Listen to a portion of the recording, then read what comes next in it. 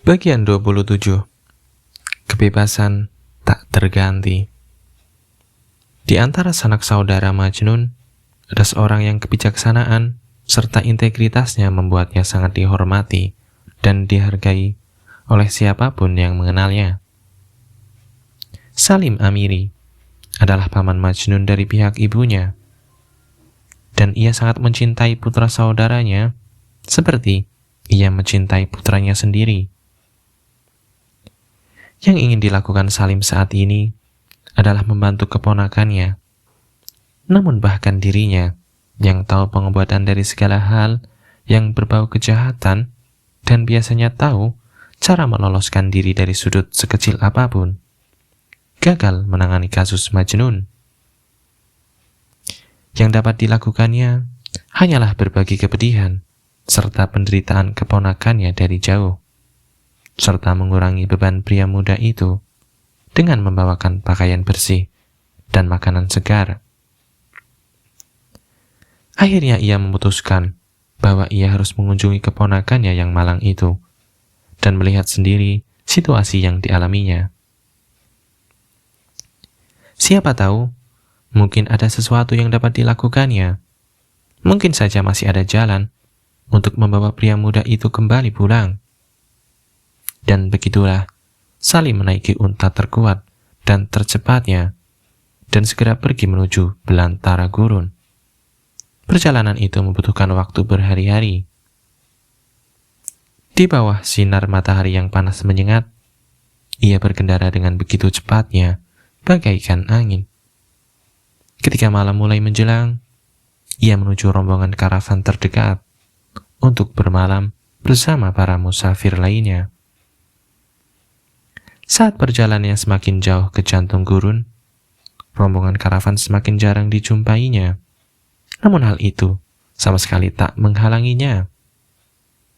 Persediaan makanan serta minumannya hampir habis. Ia berkendara secepat angin, hingga pada akhirnya ia menemukan keponakannya yang terasing di gurun yang tak pernah dikunjungi oleh manusia manapun. Namun Majnun tak sendirian. Salim melihat keponakannya dikelilingi hewan-hewan liar.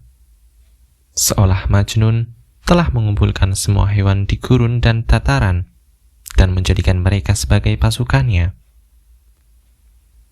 Begitu Salim berjalan mendekati mereka, ada rasa takut yang menjalarinya. Ia berhenti dan meneriakkan salam. Terlalu takut untuk turun dari untanya. "Siapa Anda?" Begitu jawaban yang diterimanya. "Siapa Anda dan apa yang Anda lakukan di sini?" "Nama saya Salim, dari suku Amir. Aku juga adalah boneka permainan takdir, jika kau ingin tahu. Tidak kau mengenaliku? Dapat kulihat kalau matahari telah menghitamkan wajahmu dan mengubahmu sedemikian rupa, hingga kau sulit untuk dikenali. Tapi aku tak banyak berubah. Tak dapatkah kau lihat bahwa aku adalah pamanmu?" Saat mengenali tamunya, Majnun melarang hewan-hewannya menyerang sang tamu.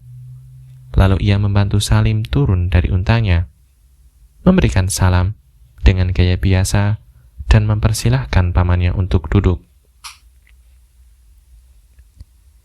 Dengan penuh sopan dan santun, ia bertanya tentang teman-teman dan keluarganya, serta kabar kesehatan pamannya. Salim begitu terkejut, tak kala mengetahui bahwa keponakannya sama sekali tak kehilangan kesopanannya. Bagi seorang pria yang hidup di alam liar, Majnun tetap tak kehilangan akalnya, pikir Salim. Apakah ia berhak untuk menerima julukan si Majnun? Memang benar, penampilan luarnya menunjukkan keliarannya. Tapi apakah layak seorang dinilai hanya berdasarkan penampilan luar semata? Tak kala memandang putra kakak perempuannya dari atas hingga ke bawah, Salim merasakan malu dan kesedihan mengalir di hatinya. Bagaimana mungkin tragedi ini bisa terjadi? Memang, semua yang terjadi adalah tragedi. Di hadapannya duduk seorang pria muda, keturunan keluarga terhormat, permata bagi mahkota suku Amir, telanjang bagaikan di hari ia terlahir ke dunia ini, berjalan bagaikan mayat yang baru saja dibangkitkan dari makamnya, dan dikelilingi oleh hewan-hewan liar serta buas. Tak ada satupun orang terhormat atau pria manapun yang harus mengungkap dirinya seperti ini, bahkan tidak di tempat yang terpencil seperti ini, di mana hanya ada bintang gemintang, bebatuan, serta hewan-hewan liar yang dapat melihatnya. Situasi ini benar-benar tak dapat ditolerir. Salim tak mampu lagi menghadapinya. Ia mencari-cari dalam tasnya dan mengeluarkan sebuah syal. "Maafkan aku, keponakanku," katanya sambil memalingkan pandangannya. "Tapi kumohon agar aku menutupi tubuhmu dengan syal ini. Sungguh tidak pantas bagimu untuk berjalan-jalan tanpa sehelai benang pun melekat pada tubuhmu. Setidaknya saat aku berada di sini bersamamu." "Apa perlunya aku mengenakan pakaian, Paman?" tanya Majnun sambil mengembalikan syal itu. "Tubuhku sudah cukup hangat tanpa mengenakan apapun. Hatiku adalah tungku perapian yang berbahan bakar cinta.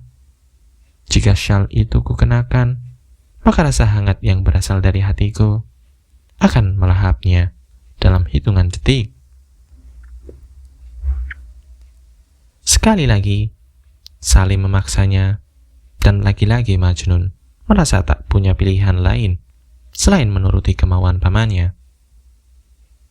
Lalu Salim mengambil sehelai kain dari tasnya, menggelarnya di tanah, dan memenuhinya dengan makanan yang telah dibawanya. Roti dan kue-kue, daging-daging yang dimasak dengan bumbu manis dan juga gurih. Siapa yang sanggup menolak hidangan selezat itu? Tapi semakin Salim memaksa, semakin keras kepala pula Majnun, menolak untuk makan barang sedikit pun. Majnun malah mengambil makanan itu dan melemparnya kepada para hewan. Tertawa keras begitu hewan-hewan itu memakan makanan itu dan meminta lebih banyak lagi. Salim terpana dengan pemandangan itu, dan saat Salim menyadari bahwa tak ada yang dapat dilakukannya untuk membuat Majnun kembali sadar, ia berkata, "Baiklah, kau tak mau makan. Tak apa-apa. Tapi katakan kepadaku, apa yang membuatmu tetap hidup? Kau adalah manusia biasa, sama sepertiku, dan seorang manusia membutuhkan makanan. Katakan padaku, apa yang kau makan?" Majnun menjawab, "Pamanku tersayang, nama Paman Salim berarti kuat dan sehat. Begitulah kata-kata yang tepat untuk mengungkapkan hatiku. Aku sehat dan baik-baik saja, bahkan jika mulut serta perutku telah melupakan bagaimana caranya makan. Sebenarnya, aku tak lagi memiliki keinginan untuk menikmati makanan. Beberapa potong akar dan buah beri cukup untukku. Cukup itu saja kebutuhanku. Bukan aku satu-satunya makhluk di sini. Dan seperti yang Paman lihat, hewan-hewanku akan senang sekali apabila menerima makanan yang telah Paman bawa. Hanya dengan melihat mereka makan, sudah cukup membuat perutku terasa kenyang." Salim memikirkan ucapan keponakannya selama beberapa saat. Lalu ia tersenyum, dan ia berkata, "Mungkin kau benar. Lagi pula, burung-burung bisa terjebak dalam perangkap karena kerakusan mereka. Bukankah manusia juga begitu? Rasa lapar kita adalah perangkap yang digunakan oleh takdir untuk menjebak kita. Semakin besar rasa tamak itu, maka semakin besar pula lah bahaya yang akan dihadapi. Hanya orang-orang sepertimu lah yang dapat mengaku benar-benar bebas, karena kalianlah penguasa dari dunia kalian sendiri. Hal itu mengingatkanku akan sebuah cerita yang harus kau dengar. Kisah ini tentang seorang raja dan seorang penganut Islam fanatik. Dahulu kala, pernah hidup seorang penganut Islam fanatik, seorang pemuja Tuhan yang bodoh, yang telah memalingkan wajahnya dari dunia demi memusatkan segala perhatian serta hasratnya untuk menghadapi dunia setelah mati. Ia tinggal di sebuah gubuk reot yang lebih mirip sebuah lubang yang dindingnya retak dan hampir ambruk. Namun baginya, gubuk itu lebih mewah daripada sebuah istana. Suatu hari, tanpa sengaja sang raja melewati gubuknya. Raja itu terpana ketika melihat gubuk itu.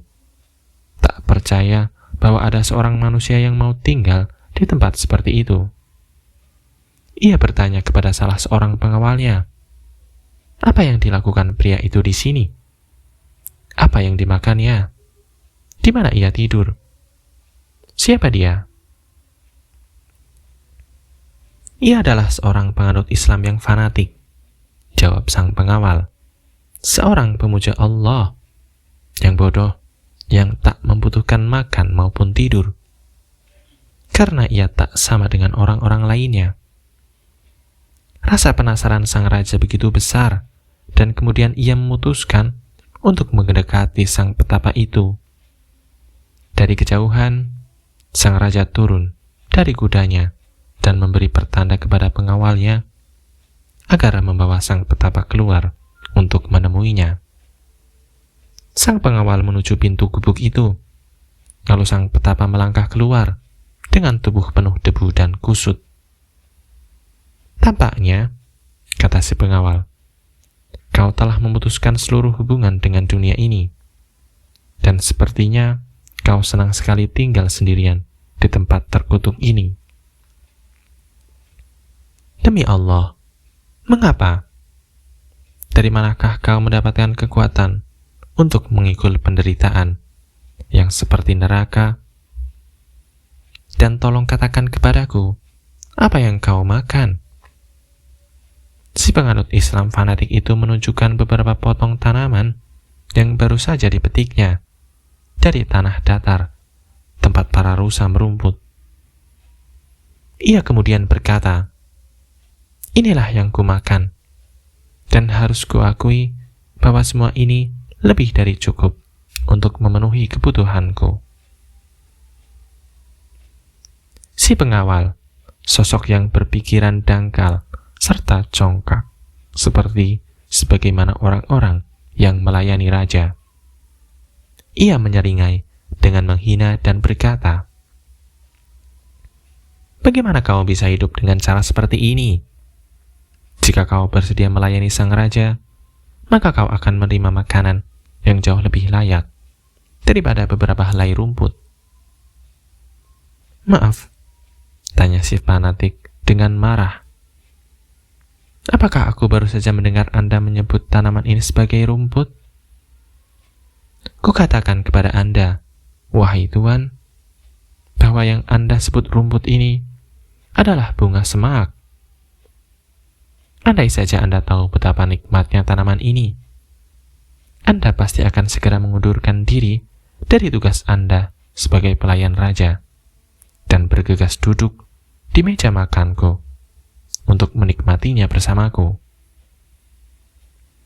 Sang raja mendengar ucapan itu, memikirkannya sejenak, dan sebagai seorang yang bijak, ia menyadari kebenaran dari perkataan itu. Ia bergegas berjalan mendekati si petapa, meraih tangannya yang kotor, dan mulai menciuminya. Memang benar apa yang telah dilakukan oleh sang raja, karena ia telah menyadari kebenaran. Ia menyadari bahwa hanya mereka-mereka yang bebaslah yang tak memiliki hasrat duniawi.